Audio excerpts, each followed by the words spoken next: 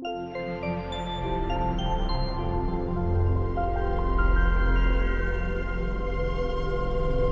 right, Sparkz, it's your book club. It is. Go ahead.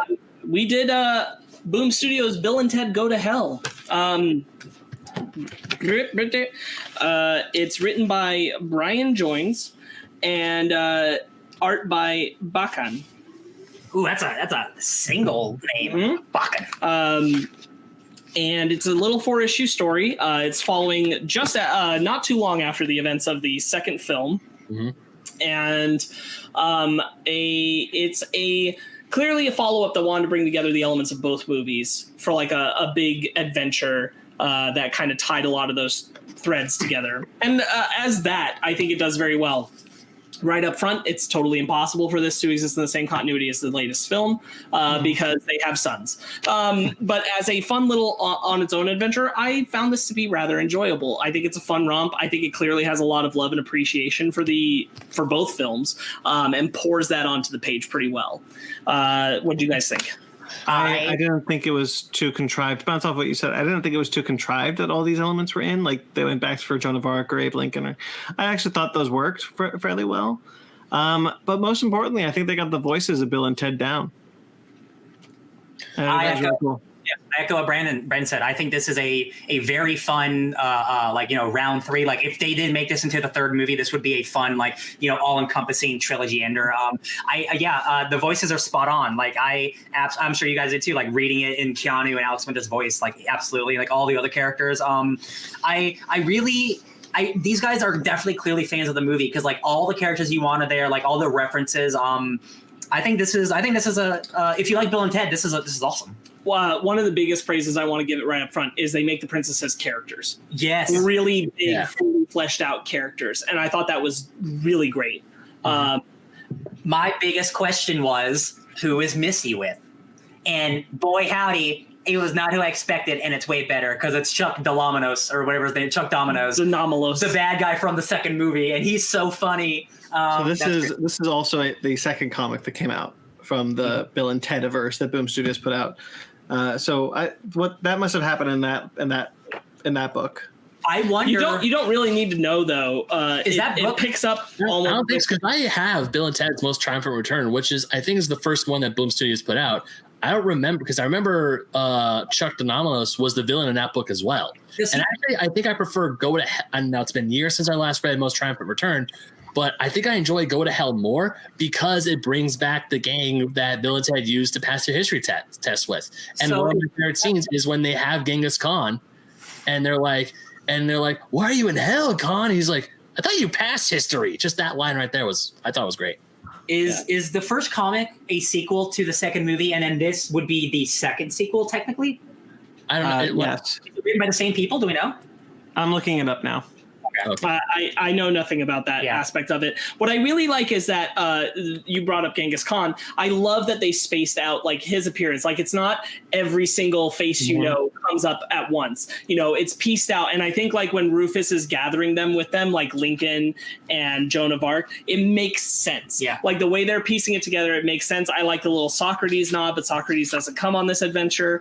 I love the way that they keep like the good us robots around and things like that. They're like obviously still like the babysitters, and evil Colonel Oates shows up, and they're like, reviewing subject, Colonel Oates, conclusion, bogus, and they punch him. Who wrote this one again? Sorry. This is Brian Joines. Okay, so the first book, Most Triumphant Return, is Brian Lynch and Jerry Gaylord. Different team. So a different team. To me, this reads very easily as just the next step after Bill and Ted 2. Yeah. And I really enjoyed it. I think it's a fun little alternate adventure now to face the music. Bringing back Napoleon as the villain who creates a water park in hell is brilliant. Sheer brilliance. And exactly like, boy, if I feel like if they'd made a Bill and Ted 3, that would be an element of it. Like, good Lord, it's so good. Like if they made this into a movie, like this would be so fun. I think this is like, of course, like for Bill and Ted, like no disrespect, but they're simple made movies, like, you know, it's with cheeky humor. I think this is a dope Bill and Ted script. I really do. I think like the character, I think the jokes are really good. I think all like the side characters really work. Napoleon is awesome as a villain. It is awesome. Also, I love how Joan of Arc is the one who's like, we need to free, and I can't believe I'm saying this, we need the devil. Yes, yeah. And also, I love how when they go get her, she's wearing the socks like she did in the 80s when she's doing the that like calisthenics or that dance class, and she's also teaching it to the other guards in the French army. I thought that was hilarious. Oh yeah, they pick Billy the Kid up with Socrates. Yes, hanging out. Yeah. You know what? At first, I read it as Socrates. I'm like, oh wait, no, this is Bill and Ted. Socrates. I have to give it so much praise for being a 4-issue comic that somehow juggles all of these characters in a way where I think they all have little arcs. Yeah. And I feel them, and I feel like they're fully fleshed out. Lincoln has the whole thing where he gets trapped in hell and sees John Wilkes Booth at the theater, and he's like, you don't understand the irony. The delicious irony. Or even oh my God, like when we get to the end of the book, Station's on it. Okay, someone say something not at the same time as the other person. Go ahead, Ben. I was gonna say like when John Wilkes Booth shows up, and I'm like, what? And then Lincoln's saying something about history, and then half of Station's like, Station, and the other was like, Station, like, shut up, don't tell him. Yeah, so when Lincoln defeats John Wilkes Booth, he's like, John Wilkes Booth won't hurt anyone ever again. And Station's like, Station. That's really good. Like, just giving Lincoln that sword. Joan of Arc having to wrestle with the concept of like, we have to free Satan. The angel is wrong. I don't know. And that's really great stuff. Billy the Kid being honest about like his fears of like people saying he should rejoin righteous society. As he's relating to Chuck Denomalos about it, as Chuck is questioning his turn from villainy. I'm like, this is all good. So many other mainline comics try to juggle this amount of characters and don't nail it in like 8 issues. Yeah, this is nailing it in 4. And much like the Type movies are like short and sweet, this is only 4 issues, and you get so much content. I feel like Station has a new ability. Instead of merging, it can duplicate. Good. Yeah, and Lincoln's like, sweet molasses. I'm like, they have to rebuild the thing. So this book was only 4 issues, but I had to double check the page count because I honestly felt like I was reading an 8-issue miniseries. Me too. Right. So it's very wordy. There's so much packed into this, and I'm not saying that is a bad thing. It's just it's really packed. And it moves well, and again, like it covers so much good character ground. I'm genuinely impressed. Yeah. You get things like. You have a lot of content with the hell specters that they encountered from the second film. They're all stuck in their own nightmares, with like the Easter Bunny and Country. Colonel Oates, and they even introduced new hellish nightmares for a whole bunch of the characters. Rufus has a torturing idea that he was wrong about Bill and Ted, his parents, which I think is really, really cool, especially like in a weird way, like working off Face the Music knowledge, where they talk about Rufus in hindsight and how, like, you know, he could have been wrong, that kind of idea. And like him facing that concept here is so good. Ben, there's a bunch of dope music references. Like, dude, she wants us to run with the devil, just like Van Halen. Excellent. And then there's man, where's the whole the spillway to heaven. Yeah, there's no way to have it. And also one of my favorites was when Rufus is encountering his nightmare. He's like, I should have picked Kiss. I'm like, oh yeah. There's I know we will get to one of the darkest periods in our nation's history, the Chinese democracy. If you don't know that, guys, which is Guns N' Roses' like last album that bombed hard. And what said in Axl Rose said, whenever this album comes out, I promise everyone in the United States will get a free Dr. Pepper. And then it took 7 years for that album to come out. We all got Dr. Peppers. No shit. I actually don't know. That was a shit show in and of itself too. Yeah, that was back when he had dreads. Hey, black people don't have dreads. The last one dude, our own kids want to kill us. And then he says, I know a most Morrisonian turn of events. And that's referencing Grant Morrison. Because I looked it up and I'm like, are they talking about comics or something music related? I'm like, no, it's Grant Morrison because like he's a funny comic guy. Lots of great references. I think the art For the like, it's not like blowing my mind, but like for the story, I think it works really well. It's really expressive faces, which really works. The characters are well realized. Yes. I love. Oh, sorry, Ryan. No, I'm done. I love it all. No, I love how there's a lot of times when they bring back the air guitar, when the is like excellent. I love that. And also I love how they kept on with the joke on how Death sucks at games. Like he's going to connect 4, and he's like, "Oh, good thing I talked to Milton Bradley." Wait, can I ask you a question, Ben? Yeah. Did you like this more than you liked Face the Music? No, I don't think so. Oh. I mean, this is a comic book. Because you're like 1,000,000% more excited about this than you were talking about Face the Music.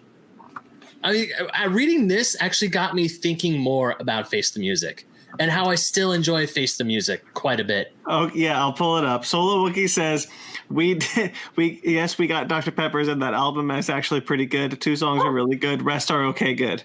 Thank you, Solo Wookie. Okay. Rest 6-7.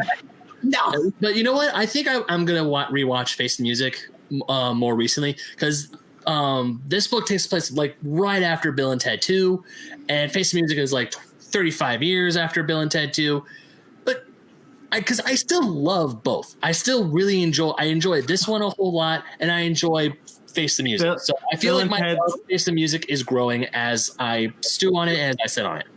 Bill and Ted's nightmare, like hell dimension bit, is that they didn't save the world and they're has-beens. Right. Yeah. Oh yeah. Oh, the hipster guy in 2016 where he's like, my parents listened to that, and there's a poster of lost guys and they're old. It actually made me think about how when they were in the hospital bed, but then they still got up and shredded in the end credits scene for the film. So I'm like, okay. I love again like Missy and Chuck being together. I think that's cute. Missy again the referencing the other movies and how like she was getting into like spiritual shit, and she's gonna be she's gonna send them to hell.